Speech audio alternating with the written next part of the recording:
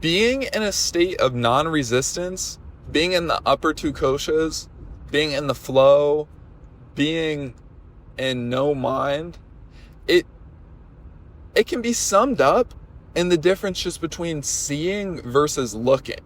Looking is an act of effort. Looking, seeking, desiring, that's all a form of resistance to the present moment. Because the moment you're looking for something, it begins with a sense of lack. If you're looking for something, you must be missing something. And then you're reacting to that initial resistance. And that's the beginning of suffering. And that's the root of energetic contraction, of energetic draining, of your energy getting laid down into patterns, reaction patterns, where you keep playing out these cycles. And seeing happens effortlessly. Seeing is not, it's also the difference between inspiration versus desire.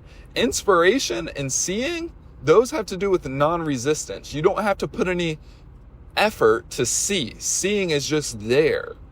It's just there. Whereas looking is an act of effort.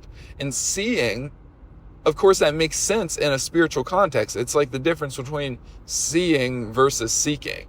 If you're seeking, you're not there, and you're actually reacting to an initial mental resistance, because what the subject-object mode is actually an act of resistance. It's resistance to the present moment. The unity consciousness is not a place of more energy. It's more expansive because less energy is being used, less energy is being drained. But the way you get to unity consciousness is actually by withdrawing your energy. And it's the same. Unity consciousness is actually just being authentic. You authentically are your true nature. You are unity. It's the subject-object mode is what's inauthentic. That's really hard to say.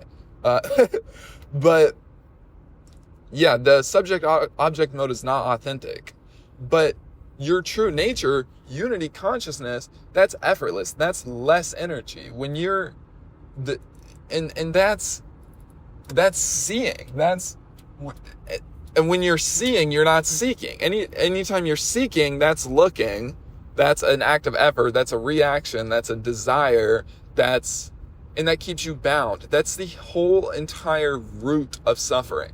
If you can fully cognize that, and you can get clear on that, and you can break these energetic patterns at their primordial level, which is happening in this subtle mental activity. It's subtler than words. It's more subtle than words.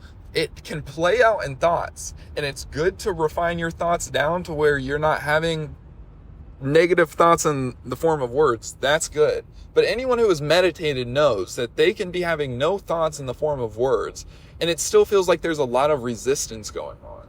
And that's because it's happening at this primordial mental level. It's always mental activity. And if you can light that up, if you can shine your awareness on that and really, really recognize that all you have to do is withdraw your energy. You don't have to maintain anything. Unity consciousness is not a state that's maintained. It's giving up the maintaining of the states. Unity consciousness is not even really a state in a way. It's like the stateless state. And the stateless state is, you get there through less energy, just being more relaxed, relaxing your energy and withdrawing these mental resistances, undoing these patterns. And then you can become free.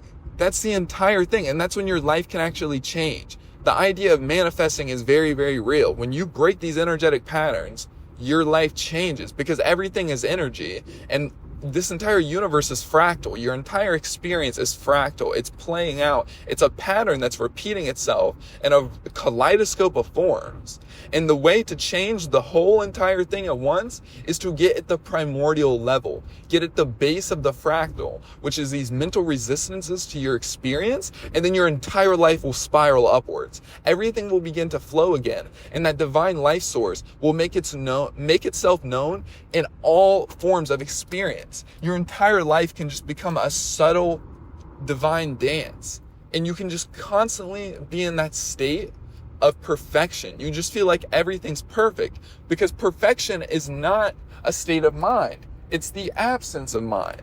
Perfection is what's there when you give up the belief in imperfection. And perfection is not a state. Perfection is what's always there. Imperfection is what's laid on top.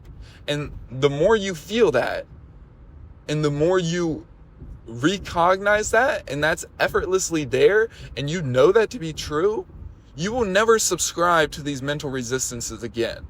You will never become trapped again. The only reason you become trapped is because it's still unconscious. When things are unconscious, you're trapped. It's like dead spots of your psyche that you can't access. But once you see this, once you really get clear on this, nothing can stop you. Nothing can ever stop you. You become free, and you become aligned with source, and then you develop real power. Real power comes from alignment with source. And real power it comes from less energy, because again, it's the same thing. Real power is alignment with source. It does not come from the person. It does not come from the mind. It comes from aligning with the universal life will. And then what you want is what that wants, because you gave up wanting. You got rid of wanting. And then you naturally fall into alignment with the divine. That can really, really happen. And it can be a felt living experience. That's possible for everyone.